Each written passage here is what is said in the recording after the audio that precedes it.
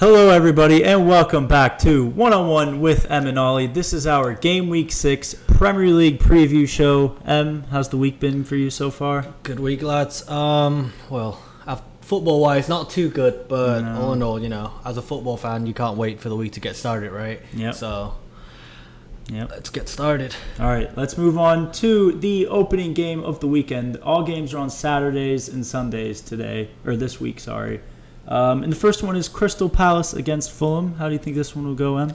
I think it might actually be pretty even, no? Palace lost last week while Fulham barely beat Luton. Again, Palace still missing Franca and Elise Tompkins, but nobody plays Tompkins. I don't think Mark Guehi will play either. Jordan Ayew might play, I'm not sure yet. But I think they have a decent side for this week. I think they do. So for this game, I've gone for a 1-1 draw between the two sides, and Eze as my anytime goal scorer. Give us your thoughts. Yeah, I've actually also gone with Eze as my anytime goal scorer. But I think home field advantage is going to be key for Palace this game. I think Fulham's going down, so I don't think they're going to have much to offer in this game. And I think it'll be a comfortable 2-0 win for Palace, Eze to be the anytime goal scorer. Next up is Luton Town at home to Wolves. A game I'd say both teams really need to be looking for 3 points here. I think, there's not a lot of quality in Luton, as we all know.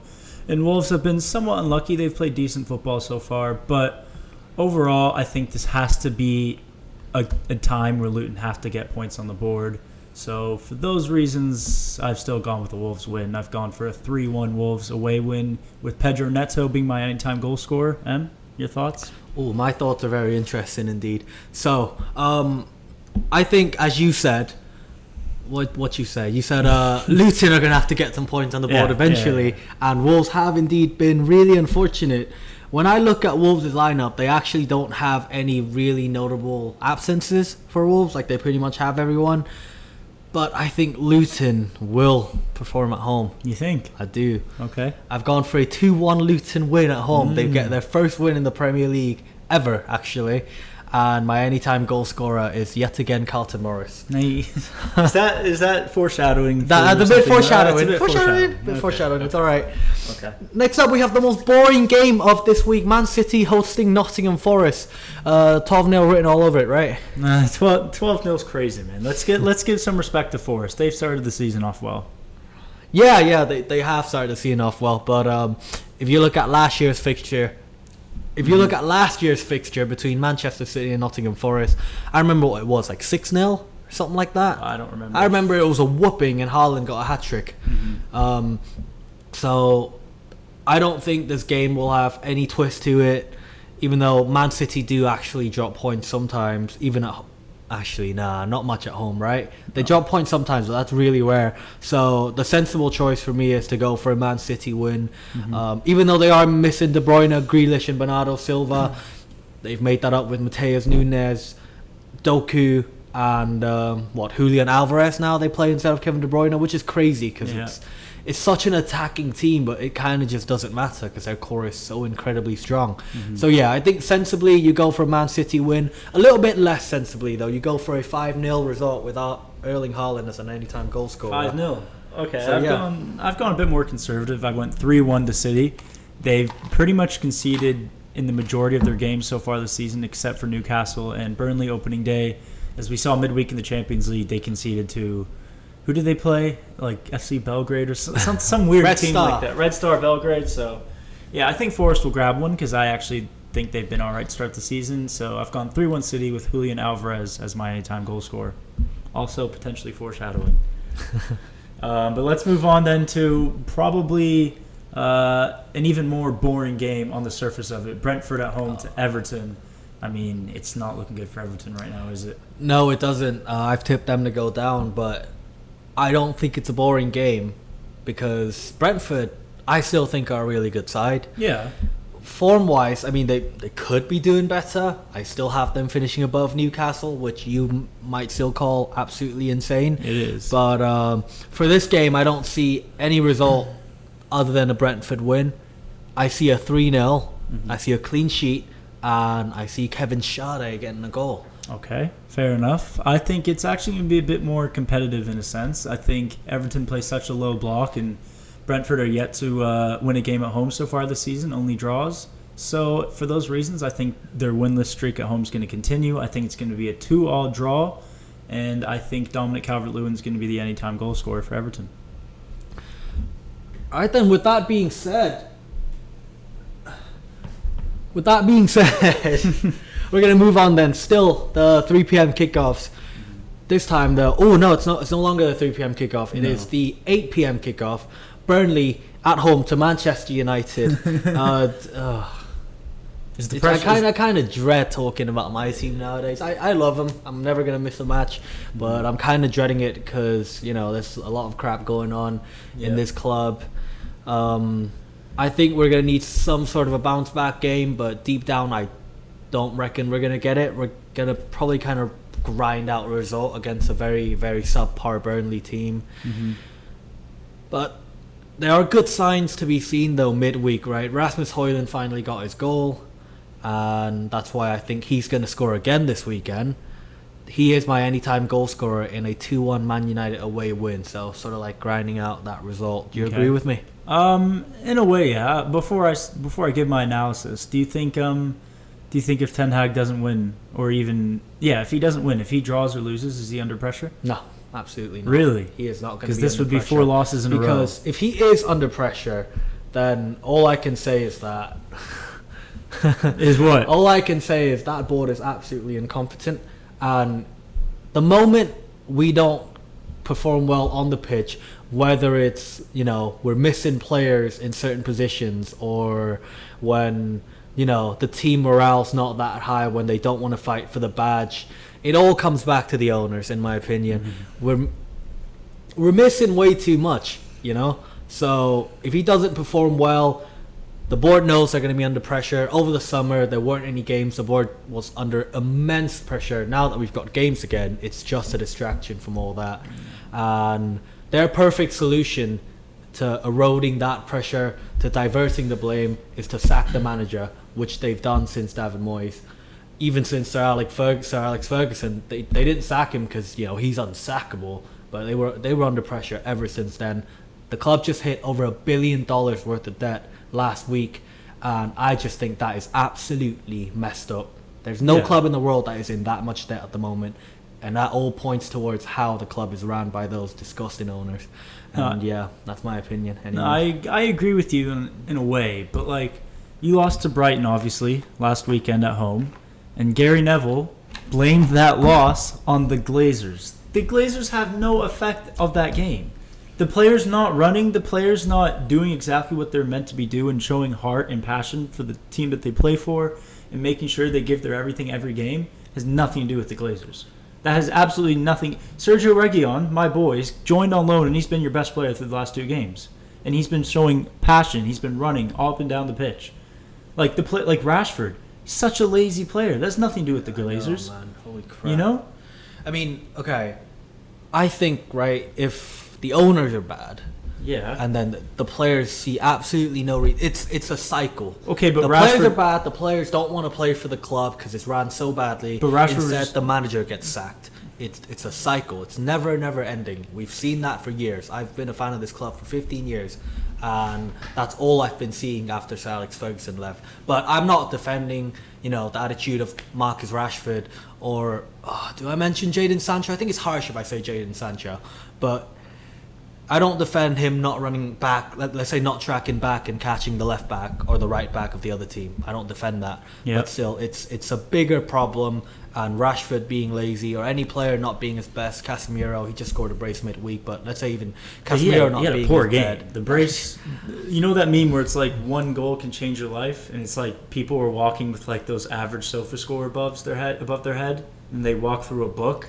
And there's an 8.2 instead of 6.7 simply because he scored. That covered up Casemiro's dreadful performance. Season so far, yeah. Yeah, but okay, fair enough. We don't have to get into the Glazers anymore. I've gone with the 3-2 United away win. I think there's just Burnley plays such an open way of possession and out of possession. You saw Spurs exploit it by scoring 5. I think United will do the same, but just 3. And I've gone with, is Mason Mount going to be played or no? No. No, you don't think Mount will play? Okay, well then, in that sense, I have gone with Garnacho to be my anytime goal scorer. All right, that's a good prediction. I'm happy with your prediction. I don't think you'll be happy with mine though, because next up we're moving on to Arsenal at home to Tottenham Hotspur. The big game. Match of the week, North London derby. May I remind you how these games went last year? Did you lose both of them? Yeah, but So this year, do you think that'll change? absolutely. There you We go. lost both of them with Conte. Haramba is our coach, man. Like, Conte was such a... We had such high hopes for him, and he was dreadful. Dreadful. I am so confident that this is going to be our first win away at the Emirates in the Premier League since I think it was 2010. And Yunus Kabul scored a header from a Raphael van der Vaart cross to win the game. Oh, was that the one where Wenger tossed his water bottle when Yeah. he scored? I watched Yeah. that game. No, I think... listen, I'm definitely, I'm not being deluded, but like when it comes to North London derby, form goes out the window. Everything that's going bad goes out the window because it's such big rivals. you're right. I'm sure it's the same in the Manchester derby. Every derby's like that. So we're riding such a high. Arsenal, credit to them, they played well midweek against PSV. They made easy work of them, but I haven't been this happy as a Spurs fan since you've known me, really, and you've known me for like 3 or so years now. Yep. So, for those reasons, I'll just get into it. I've gone for a 2-0 away win for Spurs. I think Heung-min Son will be our anytime goal scorer. I think, this is either going to go one way or another. I don't think it could be a draw. It's either going to be an Arsenal crazy win or a Spurs crazy win. So, that's my prediction. As you said earlier, you mentioned how form goes out the window, Yeah. and how we've always said Arsenal hasn't impressed us. Yeah. And Spurs have been so good lately, right? So your prediction kind of matches with that, but again though, form goes out the window. And Yeah. by form goes out the window, I mean this is a big freaking match. This could even decide who finishes second, third, or even first at the end of the year, right? Yeah. So it's a big game, and with games that are this magnitude, it tends to be, a narrow win or a draw. So I actually disagree with you on that Okay. one. I don't think it's going to be a big win for either team. I think there will be goals. So Yeah. 2-2 is a good result for me. And an anytime goal scorer of Gabriel Jesus. Jesus, So, you don't even there rate you have it. Jesus. No, I don't rate Jesus. why do you but think he's gonna score? He scored last time out. So I'm basing it on form here. Gabriel Jesus. You mean, are you talking about last time out against us or just... No. Oh, okay. Yeah, okay. not against you. He wasn't even an Arsenal player. Oh, he was. Yeah, last season. He was injured, was he? He scored in the home game, not the away one. Oh, there you go. Yeah. All right. Okay. So moving on from the North London derby, we have, well, that's not a derby, just the South Coast team, Brighton and Hove Albion, playing against Bournemouth. Yeah. Bournemouth, can they get anything out of this game? I mean, they might. Brighton lost midweek in the Europa League to AEK Athens earlier today. Today's Thursday for us. And against the low block, just like they did against West Ham, they struggled heavily. So, Bournemouth, they have a brand new way of playing, a new philosophy, so maybe a bit easier for Brighton. But overall, I think this has another De Zerbi masterclass, and Brighton to cruise away with the 3 points. So I've gone with a 3-1 Brighton home win, and I think Solly March will be the anytime goal scorer. Oh, okay. Solly March, he's gone for a midfielder. Yeah, I think it's going to be another De Zerbi masterclass. Yeah. Bit more so than you, actually. So, I don't think Bournemouth has the answer for Brighton, especially at the Amex. They are way too good, even away and at home. They're the only team to have beaten Man United away in the last 2 seasons, and they've beaten us twice, Yeah. So, I've gone for a 3-0 Brighton win. Okay, well, And, similar. An anytime goal scorer for me has got to be Pascal Gross. Back-to-back Prem games with a goal? Back-to-back Prem games. Fair enough. Let's move on then to probably the second biggest game of the weekend. Chelsea at home to Aston Villa at Stamford Bridge. Chelsea desperately need points here. Villa also lost today in the Conference League, so both teams not in the greatest of form in their most recent fixtures. So I don't know. This one really could go either way, but for me personally, I just don't see anything in this Chelsea team at all.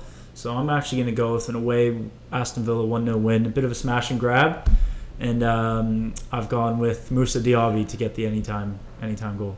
Okay, I was relieved when you said Moussa Diaby there. Why? Okay.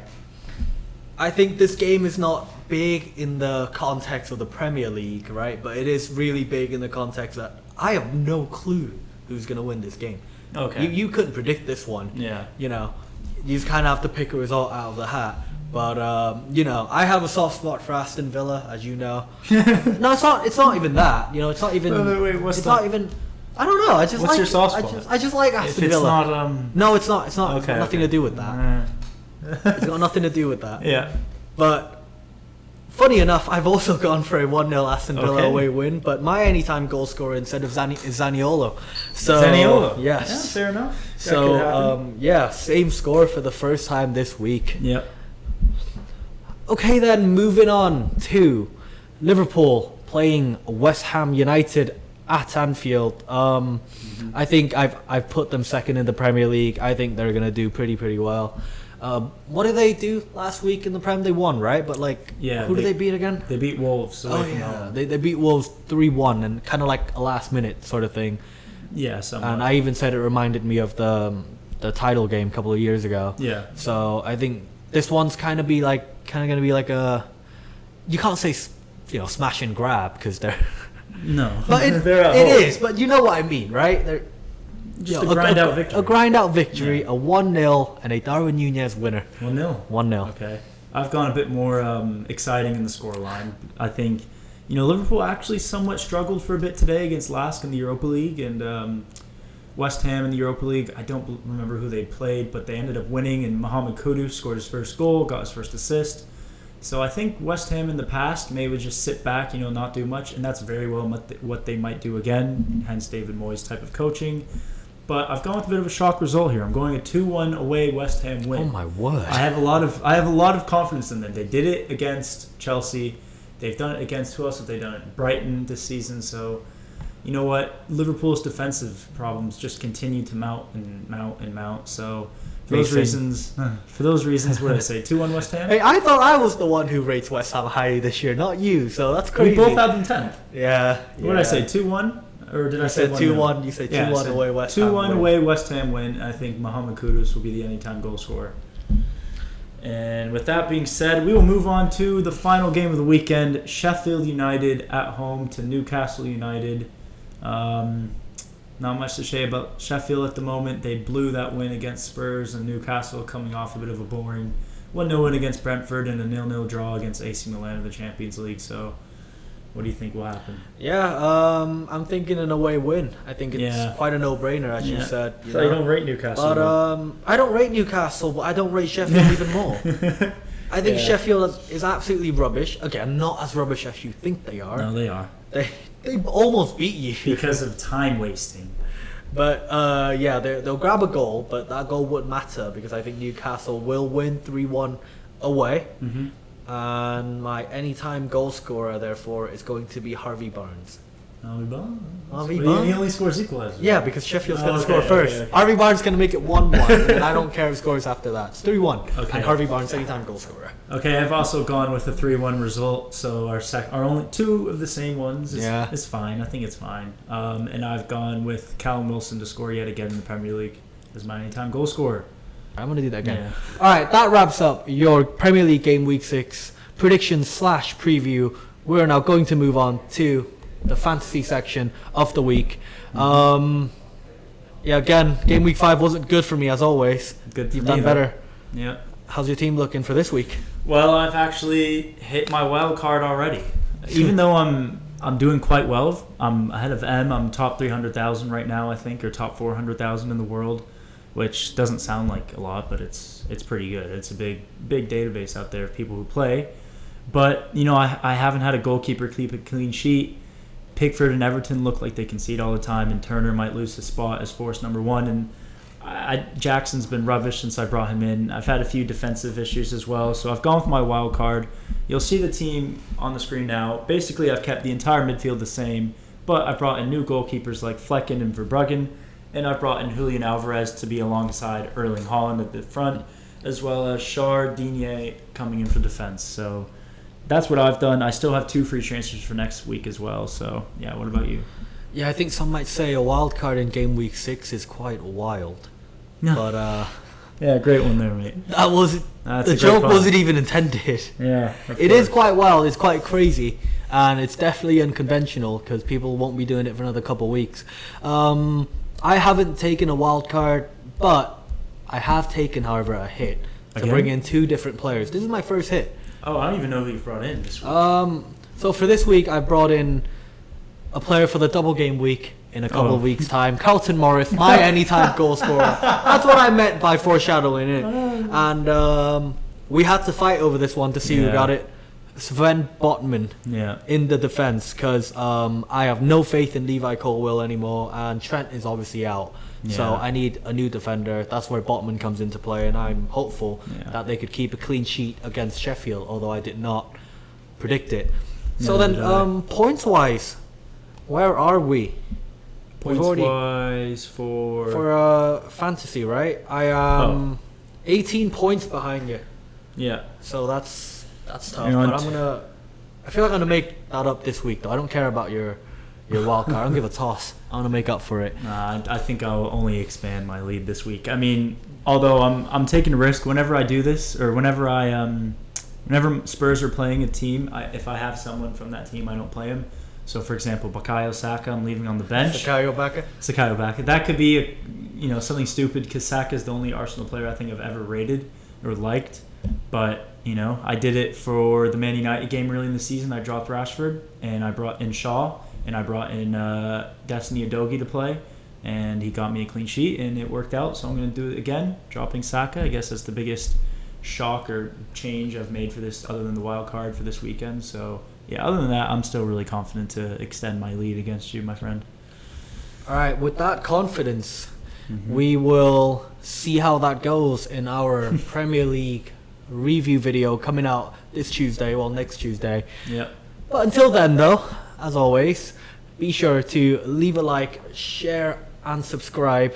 Turn that notification on, turn that bell icon on, so you will be notified every time we upload. You have been watching the one-on-one Premier League Game Week 6 preview with M and Ollie.